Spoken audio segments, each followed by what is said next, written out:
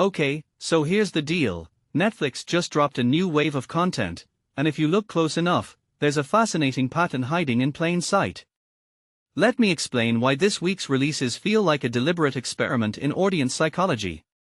Seriously, this isn't just a random lineup. They are testing what we crave, what we'll binge, and what we'll outright ignore. Let's break it down. First off, Five Nights at Freddy's 2 showing up here? That's not just a horror sequel, it's a cultural Rorschach test. See, the first movie divided audiences. Some called it a cash grab, others praised its creepy world building. But here's what interests me: why did Netflix drop the sequel now? It's been sitting in limbo since 2025.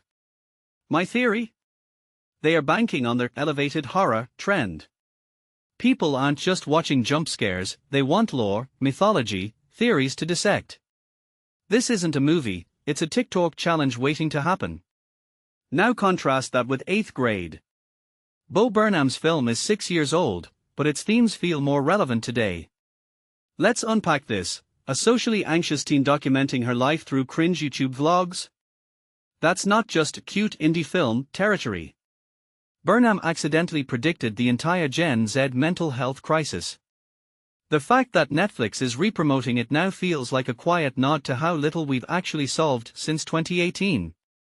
And yes, that 99% Rotten Tomatoes score. Deserved, but it's also a mirror.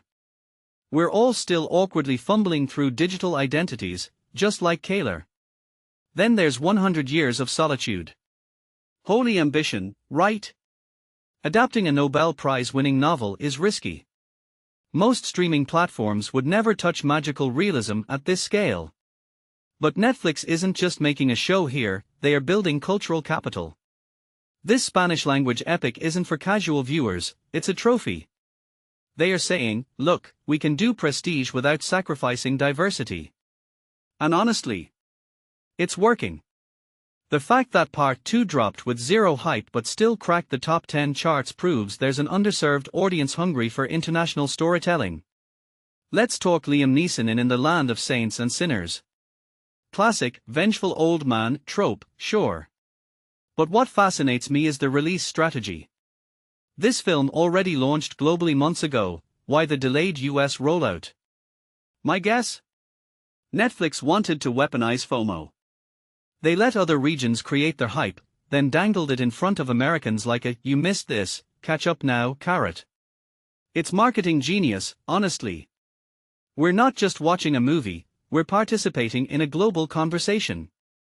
Now check the top 10 charts. True crime domination.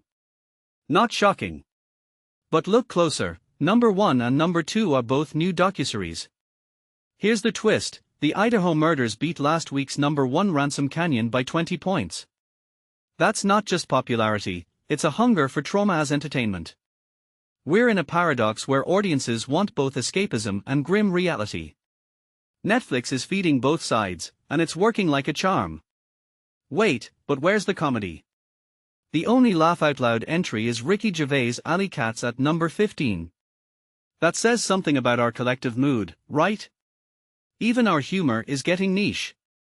We're not just scrolling for laughs, we're curating content that matches our specific brand of existential dread. What's the bigger picture here? Netflix is operating like a behavioral scientist. They are mixing nostalgia bait, Freddy's, prestige projects, Solitude, global exports, the Liam Neeson film, and traumacore docuseries to create a content cocktail that's weirdly calculated. They are not just competing with Disney Plus or Hulu, they are engineering what binge-worthy even means in 2026. So here's my final thought: what if the real story isn't about what's trending, but what's disappearing? Where's the rom-com? The family-friendly fare? This week's lineup feels like a quiet pivot toward emotionally heavy, morally complex stories. Maybe we're entering a new era of streaming, one where comfort food takes a backseat to content that challenges, unsettles, or demands to be dissected.